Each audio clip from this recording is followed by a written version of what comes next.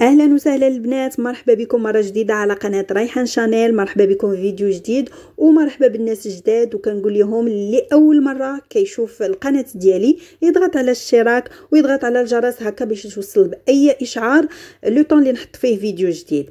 لا فيديو ديال اليوم كيف كتشوفوا حتى لا ديرنيير مينوت انا ما عرفتش امتى غتحيد مني هاد القضيه ديال لا ديرنيير مينوت. ماشي لو جونغ نهائيا انني نبقى نبلانيفي قبل بشي غير اون سيمين، ما يمكنش نبقى نبلانيفي. صافي كنقول باقي الحال حتى النهار بنهارو، وكنوجد داكشي اللي خاصني نوجد وداكشي اللي قسم الله. ولكن ليسونسيال هو انه تفرحي وتفرحي حتى عائلتك. كيف كتشوفوا حتى فطرنا وسالينا وقلت علاش لا هاد النهار ما نحتفلش فيه مع بنتي، فكان لانيفرسير ديالها وقلت علاش لا ما نحتفلش فيه. ماشي ضروري اننا نديرو احتفال كبير ونعيطوا فيه على الناس، فيكفي انك انت والعائله الصغيره ديالك توجدي غير شي طبيله بداكشي اللي قسم الله وداكشي اللي عندك. سورتو انا معروف عليا انني انسانه عاديه جدا وبسيطه وكنقضي بداكشي اللي قسم الله. صافي وجدت طبيله وقلت نحتفل بها مع بنتي، وهكا كتاخذوا تصويرات نتوما ولادكم، سورتو الوليدات دابا في هذه الوقيته ديجا حتى هما حاسين بهاد الظروف اللي تندوزو منها. يكفي انهم محبوسين ما تيخرجوش، وهادشي اللي توقع عليهم في ليكول. يعني غير في الدار حاولوا انكم تبدلوا الجو شويه باش تفرحوهم بداكشي اللي قسم الله بطبيعه الحال. فكيف كتشوفوا انا وجدت واحد الطابله، وجدت لي كريب بالشوكولا، وجدت جوج الانواع ديال البيتزا، وايضا وجدت واحد البلاطو اللي فيه اشكال متعدده. انتم غادي تشوفوا معايا، خليكم معايا حتى لاخر الفيديو باش تشوفوا شنو وجدت وطريقه التحضير وكيفاش حضرت الطابله ديالي. في اش غنقول لكم، ماشي في نص نهار، في قل من نص نهار، يمكن في شي 3 سوايع هكاك، مهم ماشي بزاف. وجدت هاد الطبيله هذه صراحه هي ماشي شي حاجه، ولكن غير فرحت بها بنتي وخدينا تصاور هكا وصافي. فخليكم معايا حتى لاخر الفيديو باش تشوفوا شنو حضرت. فنبداو على بركه الله. واول حاجه غادي نبدا بها هي لي كريب. انا سبق لي وشاركت معكم مالح، ولكن لا باز كتبقى وحده، يعني كتبقى 4 البيضات في نص لتر الحليب في 4 ديال الدقيق. انا هنا استعملت النصف ديال المقادير، استعملت نص 4 ديال الدقيق الفورس بطبيعه الحال، واستعملت الربع ديال الحليب، يعني كاسونس الربع ديال الحليب في نص 4 ديال الدقيق. عندي قبيصه ديال الملح، 1-2 معالق كبار ديال الزيت، ما تكثروش الزيت حيت انايا كنطيبو بالزبده. عندي ساشي ديال لافاني وجوج بيضات، وعندي سكر سنيده غادي نستعمل فيه غير معلقه وحده، حيت ديجا غادي نعمرو بالشوكولا اللي هو حلو بزاف، داكشي علاش غنستعمل غير معلقه وحده. الا كنتو بغيتو حلو بزاف تقدروا ديروا 2 معالق. غادي نبدا نخلط المكونات. فهنا غادي ناخذ البيض 2 بيضات، غادي نطربهم مع ديك القبيصه ديال الملح. هذيك القبيصه ديال الملح كتواتى بشكل كبير مع الحلاوه، كتعطيها واحد التوازن. ونزيد عليهم ساشي ديال لافاني وكنطرب كلشي. كنبدا نضيف الحليب، كاسونس ديال الحليب ما يعادل ربع لتر ديال الحليب. وضفت هذاك 2 معالق كبار ديال الزيت. كيف قلت لكم انا كنطيبو بالزبده، داكشي علاش ما كنكثرش الزيت. وغادي نبدا نضيف الدقيق الفورس تدريجيا اللي ديجا انا مغربل، ديجا عندي مغربل، ضروري انكم تغربلوه. وكنخلطو كنحصلوا على هذه النتيجه هذه. كنخليوه يرتاح لو طون اللي كتسخن لينا فيه المقله ضروري تكون ما كتلصقش، يعني المقله اللي كتستعملوا للبغرير او لا شي حاجه اخرى، المهم ضروري خصها تكون ما كتلصقش. وغادي نستعمل هاد الزبده هذه باش غير ندهن بها المقله ديالي. فالزبده كتعطي واحد النكهه لهذاك الكريب وهو كيطيب، كتشمي ريحته كيف كنقولوا. داكشي علاش وكتحمروا حتى من الجنيبات بجوج كتحمروا، وكتعطيه واحد النكهه خاصه. كندير الكميه اللي عندي بطبيعه الحال. المقله كنخليوها على عافيه مجهده غير حتى كتسخن لينا. كنحطوا العجين اللي عندنا وكنقصوا على الحد ديالها. فانا وريتكم كيفاش العافيه كتكون، ومن الاحسن ان تكون الراس ديال البوطه كبير باش العافيه تكون متساويه على المقله، ما يكونش غير من الوسط يطيب لكم. مثلا الا كانت الراس صغير غادي يطيب لكم غير من الوسط وياخذ وقت كتير بزاف. داكشي علاش من الاحسن يكون الراس ديال البوطه كبير والعافيه تكون مهيله. كيف كتشوفوا المقله ما كتلصق ما حتى شي حاجه، فكتقلبوا كتاكدوا ان الكريب ديالكم ما لصقش ليكم وكتخليوه كيتحمر كيف ما بغيتو. فانا غادي نعاود معكم الثانيه، العجين الثانيه كنوضع غير جهد بحال الحمصه ديال الزبده، كندهنها على المقله اللي عندي، ودائما عافيه مهيله. دابا ما كنبقاش نزيد في العافيه نهائيا، كنخلي العافيه مهيله. كندهن المقله بالزبده وكنوضع الكميه اللي خصني نوضع في المقله. ضروري توضعوا الكميه المناسبه باش لي كريب ما يجيكمش غليظ، حيت الكريب الا جا غليظ ما كيجيش زوين. ضروري خصو يكون رقيق كيف كتشوفوا. غير نتوما عينكم ميزانكم شدوا القياس ديال المقله ديالكم وغادي تصافي غادي تعودوا عليه. كيف كتشوفوا كنحاولوا اننا ندوروا العجين على المقله كامله صافي، وكيبان لينا انه من الجنيبات بدا كيطيب، خاصو غير الوسط، واصلا الجنيبات ديجا كيبداو يطلعوا بوحديهم. كنخليو الكريب ديالنا يطيب على خاطرو، عافيه مهيله دائما. فالسر ديال لي كريب في الطياب ديالو. الا درتي المكونات كاملين بطريقه صحيحه وبلا كونتيتي اللي خصك ديري، فكيبقى المشكل في الطياب ديالو. يعني الطياب ديالو هو فين كاين سر النجاح ديالو. دائما المقله خصها تكون ما كتلصقش، والعافيه كيف قلت لكم تكون مهيله. ومن الاحسن الراس ديال البوطه يكون للراس الكبير والعافيه ديالو مهيله، حيت لا كان الراس صغير ما تقدروش تجهدوها، غيتحرق لكم من الوسط. وإلا نقصتوها على جهدها ما غاديش يطيب لكم دغيا، وغادي ياخذ لكم الوقت بزاف. كيف كتشوفوا العجين ديالنا بدات كتهز من الجناب، غير كتبان لكم بدات كتهز من الجناب. كتعطيوها شويه الوقت انها كتشد في راسها من الوسط حتى هو، وكتاكدوا غير بمعلقه بحال هكا كتاكدوا انها صافي طابت، وكتقلبوها. تقدروا تقلبوها قبل ما تحمر، وعاد كتشوفوا نتوما الجهد ديال التحمار اللي بغيتو. وهكا كنستمر حتى كنكمل العجين اللي عندي كامل. ودابا غادي ندوز باش نحضر معكم البيتزا. بيتزا اللي حضرت صراحه العجين ما شاركتوش معكم حيت سبق لي وشاركت معكم العجين على القناه ديالي، وقلت ما يجيش الفيديو طويل بزاف. داكشي علاش غادي نخلي لكم في صندوق الوصف تقريبا واحد جوج لي فيديو اللي شاركت معكم فيه العجين ديال البيتزا، غادي نخليه لكم في صندوق الوصف، وانتم اختاروا الطريقه اللي بغيتو العجين اللي بغيتو. هنايا اختاريت انني ندير هذا الشكل هذا على شكل مستطيل اولا مربع. علاش؟ حيت الشكل ديال البيتزا اللي بغيتو على شكل مربعات صغار، فقلت باش ما نكثرش نبقى نطبع بشي شكل اللي هو مربع، قلت غادي نديرها فلاطه وحده اللي غادي تدخل الفران. غادي ندخلها غير حتى كتصهد اولا كتشد في راسها ونخرجها. ونفس العجين خديتها درت القياس ديال هكا دوائر، حجم دوائر. القياس درتو صغير بزاف باش يجيوني بحال دي ميني طاخت صغيورين، وقررت انني نديرهم بهذا الحجم هذا. نتوما تقدروا ديروهم كبار شويه الا بغيتو.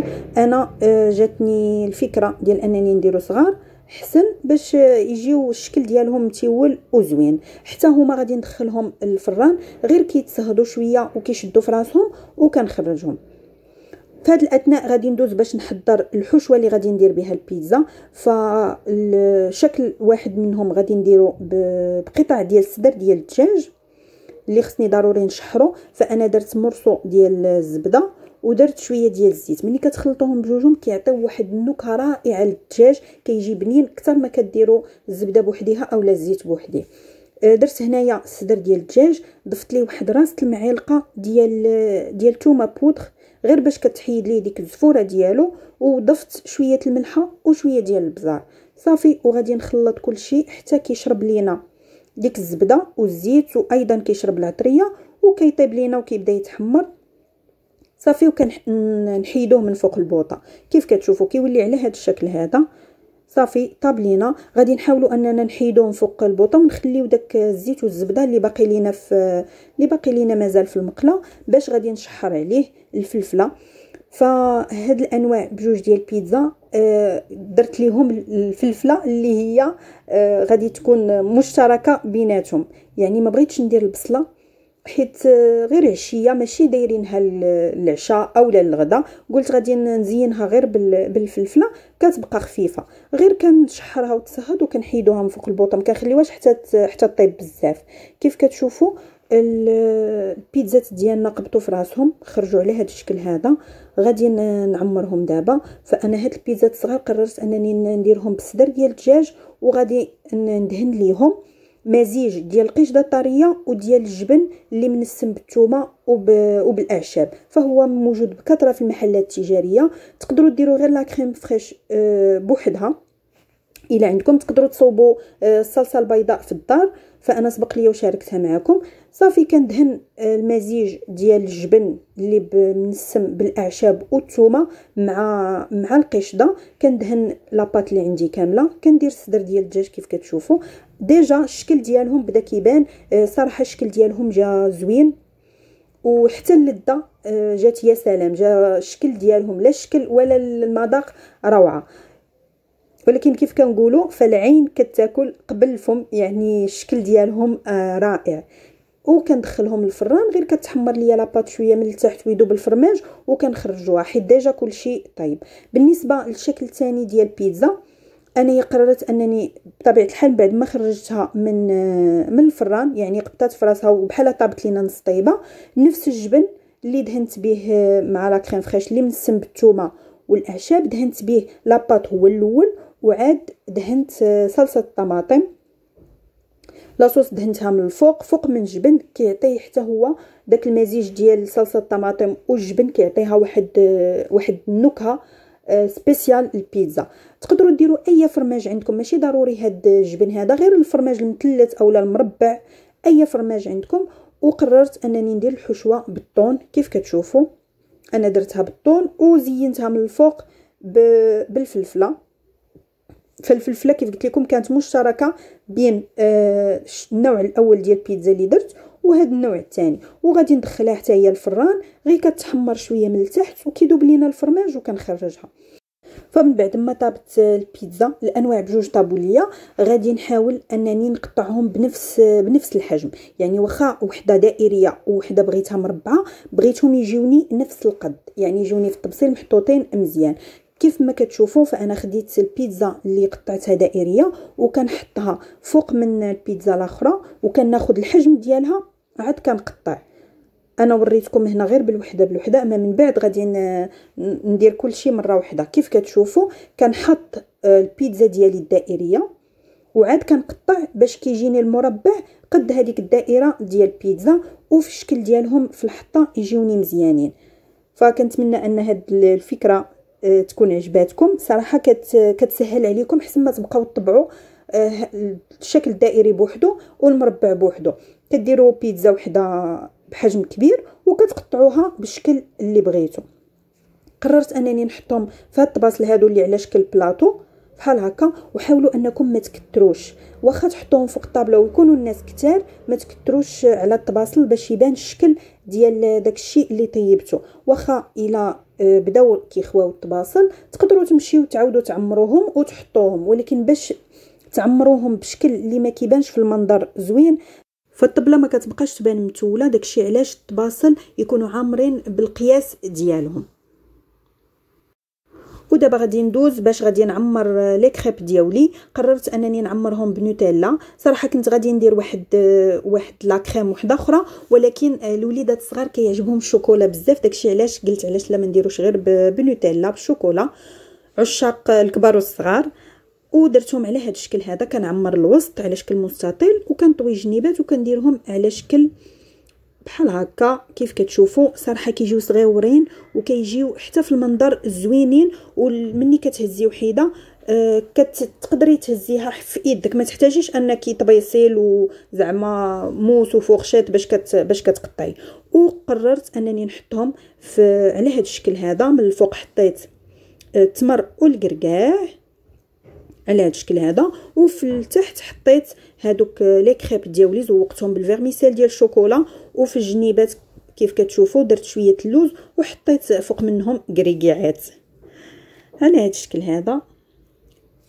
وغادي ندوز باش غنحضر معاكم واحد نورمالمون هو بلاطو، غير انا فاش قررت انني نوجد البلاطو طاح ليا وتقسم على جوج، وقررت انني نعوضو بهاد المول. هو نورمالمون مول ديال لي طارت وديال الكيك، ولكن انا قررت انني ندير فيه هاد البلاطو ديال الاجبان اللي كيجي رائع وكيجي زوين. تقدري ديري اي نوع ديال الاجبان عندك. فانا هاد المول هذا قررت انني نفرش ليه الخص اللي ضروري خصو يكون مغسول مزيان ومنشف مزيان، ضروري خصو يكون ناشف من الماء، ما يبقاش فيه حس القطره ديال الماء.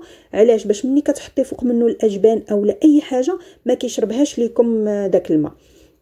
من بعد ما حطيت الخص فوق المول، خديت هذا النوع هذا ديال الجبن اللي هو الريكوتا، اللي كيتماشى بشكل رائع مع مطيشه، سورتو لي طوماط سيريز كيتماشى معاه بشكل رائع. قطعته على هذا الشكل هذا، فهو الثمن ديالو ما غاليش بزاف ومتواجد بكثره في المحلات التجاريه.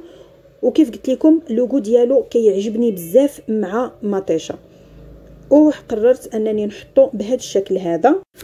وانتي كيبقى لك الاختيار انك تحطيه بالشكل اللي بغيتي. حطيته انا بهذا الشكل، وانتيا كتحطيه وبطبيعه الحال كتزيدي داكشي اللي خصو يتزاد وكتنقصيه، كتشوفي البلايص اللي خاويين.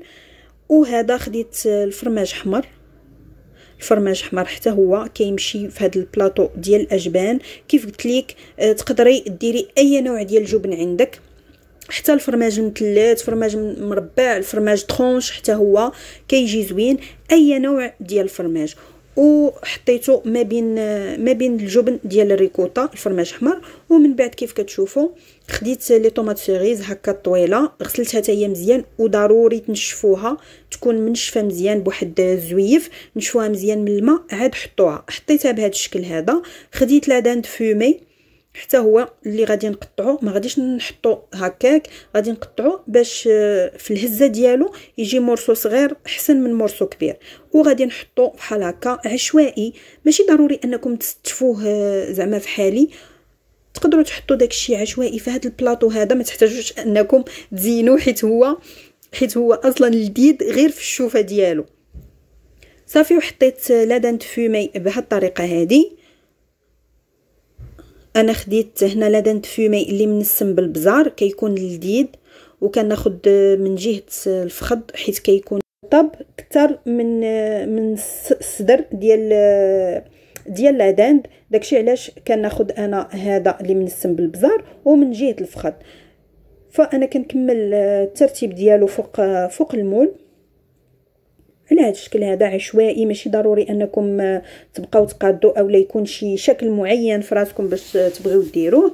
فهاد البلاطو هذا كيزوق لكم الطابله ديالكم، كيعمرها، وكيف كتشوفوا ساهل في الترتيب ديالو. يكفي فقط واحد شويه ديال الجبن، تقدروا تاخذوا غير 5 دراهم فرماج حمار، وجبن الريكوتا اللي ما كيتعداش الثمن ديالو يمكن 10 دراهم هذاك المورسو، وغير الفرماج مثلث صافي، ولي طوماط سيريز. تقدروا تستغناو على لادان فومي.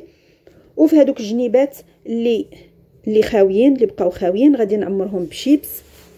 فالشيبس كيتواتى بشكل كبير مع لي طوماط سيريز ومع الجبن مع لادان فومي.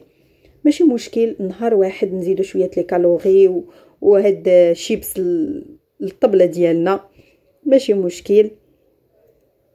فكيف كتشوفوا فان البلاطو ديالنا بدا كيبان، يعني كيعطي واحد المنظر رائع للطبله ديالك، وغادي يعجب حتى الوليدات حتى هما. فالشيبس شكون الوليدات اللي ما تيحماقوش عليه، ما فيها باس نديرهم ليهم في نهار واحد ديالهم، نفرحوهم شويه. صافي غير هي واحد الملاحظه، هاد البلاطو هذا ما تحضريه حتى تبغي تحطيه، يعني حتى بحال تقولي تحطي الطبله ديالك كامله عاد توجديه، لحق الشيبس خصو يتحط في ساعته باش تبقى ديك القرمشه ديالو. ايضا لادان فومي الاجبان خصهم ما يبقاوش محطوطين، يعني ضروري حتى لا ديرنيير مينوت عاد تحطيه باش كل شيء يبقى في الشكل ديالو. وها هو البلاطو ديالنا واجد كيف كتشوفوا. غادي نقربوا لكم الكاميرا. حطيت ديك مطيشه من الوسط، كانت عندي صغيره وقلت نحطها من الوسط، بانوا لي واحد الفراغات شويه الوسط، وقررت انني نزيد شويه الفرماج على هذا الشكل هذا. تقدروا كيف قلت لكم تزيدوا حتى داك الفرماج المثلث حتى هو كيمشي، الزيتون. تقدروا ايضا ديروا شي جهه المكسرات حتى هو كيمشي في البلاطو ديال الاجبان وكيعمر لكم الطابله ديالكم. فانا دابا غادي نبدا نحضر في الطابله عندي. وقبل ما نحضرها بغيت نشارك معكم واحد الحاجه اللي واحد المتتبعه في الفيديو السابق قالت لي ان الشرجم ديالك تيبان خاوي، يعني حيت كنت دايره غير لا بياس الاولى غير ريدو واحد في البلاصه ديال الشرجم، وقالت لي الشرجم ديالك تيبان خاوي. راه ايفيكتيفمون حيت انا عندي دو بياس في الريدو وما كنتش مركباه، داكشي علاش قررت انني نركبه ونبين لكم الشكل النهائي ديال الريدو ديالي. انا غادي نقرب ندو على هذا الشكل هذا كيف كتشوفوا. فهذيك لابياس التحتانيه هي اللي كتكمل لابياس الفوقانيه، وصراحه الشكل ديالو كيجي رائع. فهي عندها الحق الشرجم بلا هذيك لابياس التحتانيه كيبان خاوي، داكشي علاش قررت انني نركبه ونوريه لكم في هاد لا فيديو هادي. فانا سبق لي وشاركته معكم وقلت لكم انني خديت هاد التواب بجوج والخياطه من درب عمر وكيجي زوين بزاف. فخديت التحتاني في البلون كاسي فيه بحال الدوغي، والفوقاني مايل شويه الكراميل باش يبانوا بجوجهم، ما خديتهمش في لون واحد باش يتفرقي بيناتهم، تبان لابياس الاولى من لابياس الثانيه.